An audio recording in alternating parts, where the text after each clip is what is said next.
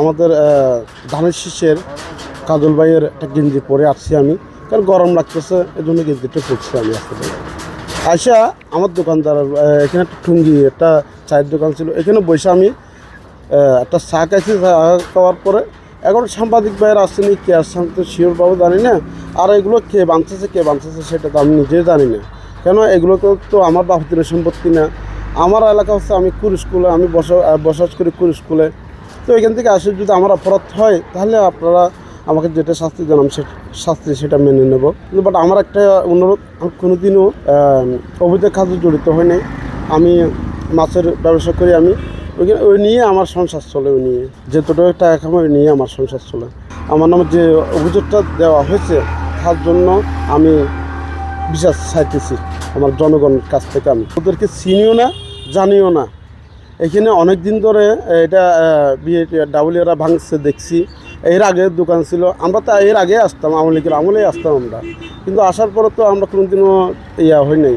তো বিএডাব্লিউ ভাঙছে, আবার এরা আবার ভাঙতেছে। আর না, আমার কাছে কোনো এখানকার লোকদের সাথে কোনো সম্পর্ক নেই, আমি এদেরকে চিনিও না। কারা ভাঙতেছে, কারা করতেছে, দখল করতেছে, এটা তো আমি কাউকে চিনিও না। গতকালকে একটা জিনিস দেখলাম যে একটা মিডিয়া এসে ওই যে বিআরডব্লিউটির লোক আসছিল আগে, তারা আগে আসছে এখানে আমি জানছি। এরপরে তাদের সাথে সাথে ওই যে পিছনে একটা মিডিয়া আসছিল। মিডিয়া আসি করলো কি, এখানে ওই কাজল সাহেবের, আমাদের এমপি মহোদয় কাজল সাহেবের একটা ছবি নাকি তারা পোস্ট করছে। এটা আমি দেখলাম। মূলত কাজল সাহেবের ছবিটা ছিল এখানে গোলচক করে নির্বাচনী প্রচার ছিল। এটা করছে কি, ওই সুযোগটা নিয়ে ওনার একটা প্রতিপক্ষ আছে এখানে, সুযোগ সন্ধানী লোক। তা আমাদেরও প্রতিপক্ষ, ওনারও নির্বাচনী প্রতিপক্ষ, কিন্তু আমাদেরও প্রতিপক্ষ বিআরডব্লিউটি। ওই দুই পক্ষ মিলে, বিআরডব্লিউটি মিলে, তাদের মিডিয়া মিলে এখান থেকে ছবিটা তারা নিয়ে এটা কেমনে ওই যে একটা মহিলার ওখানে তারা দিছে, ছবিটা উল্টাভাবে দেখছে, আপনারা দেখছেন। ওই ছবিটা দিয়া এটা মিডিয়া কভারেজ পাওয়ার জন্য তারা এখানে একটা মিথ্যা কাহিনী করে ওনার মান সম্মান নষ্ট করার জন্য তারা একটা ফেক নিউজ করছে, সম্পূর্ণ মিথ্যা। আপনারা দেখবেন ওই ছবিটা আপসাইড ডাউন, উল্টা। তো করছে কি, তারা আসলে এটা তাড়াতাড়ি করতে গিয়ে ঘটনাটা করছে, আমরা পরে জানছি। ওইটা নাকি হাজার সাহেব দখল করছে, এরকম কথা বলতেছে।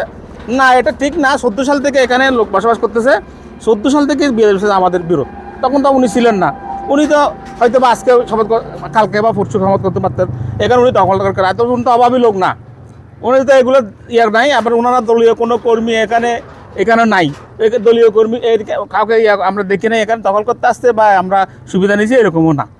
তো এটা সম্পূর্ণ একটা মিথ্যা, এটা নাটকীয় একটা ব্যাপার, যেটার পিছনে বিআরডব্লিউটি সম্পূর্ণরূপে এটা দোষী, এবং তাদের মিডিয়া আছে, এবং তাদের কিছু ওই লোক তারা সাজাইয়ে তারা করলো কি, ওই কাজল সাহেবের নাম দিয়ে তারা এখানে বাংসুর একটা কথা বলছে।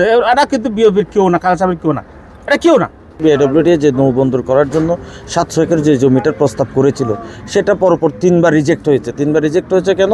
এখানে তারা এখান থেকে এই কস্তুরাঘাট মৌজা থেকে মহেশখালী পর্যন্ত তারা 700 একর জমি চায়। ওই জমিতে ডিসি পরপর 3জন ডিসি রিপোর্ট দিয়েছেন যে কি কক্সবাজার এখানে সদর মৌজায় 47.27 একর জমি ব্যক্তি মালিকানাধীন জমি আছে, এবং 50 একর জমি মহেশখালীতে ব্যক্তি মালিকানাধীন জমি আছে। এই জমিগুলো নৌবন্দরের জন্য অধিগ্রহণ ব্যতীত হস্তান্তর করা যাবে না। কিন্তু তারা বিআরডব্লিউটি বারবার তাদের জোর দেখিয়ে তারা দেশের প্রশাসনকে মিসগাইড করে এগুলো নদীর জমি বলে একটা অপব্যাখ্যা দিয়ে তারা বারবার এখানে আমাদের উপর ভাঙচুর চালায়। এখানে কাজল ভাইয়ের কোনো লোক, আমাদের এমপি মহোদয়ের কোনো লোক এখানে নাই। যাদের পূর্বে থেকে যাদের জমি ছিল তারাই এসেছে ওনার ভাবমূর্তি নষ্ট করার জন্য। এই যে বিআরডব্লিউটি ওনার রাজনৈতিক প্রতিপক্ষ ব্যবহার করে আমাদের উপর যাতে একটা বড় ধরনের চাপ সৃষ্টি করা যায়, এই জন্য কাজল সাহেবের এই জিনিসটা তারা এভাবে হাইলাইট করে। এখানে যারা স্থানীয় যারা আছে এদেরকে বিআরডব্লিউটি এই কাজল সাহেবের নাম ব্যবহার করে এগুলো করতেছে, এভাবে বলে কাজল সাহেবের ভাবমূর্তি নষ্ট করতেছে এরা, এরকম বলে তাদেরকে লেলিয়ে দিয়ে এই অপকর্মটা করিয়েছে।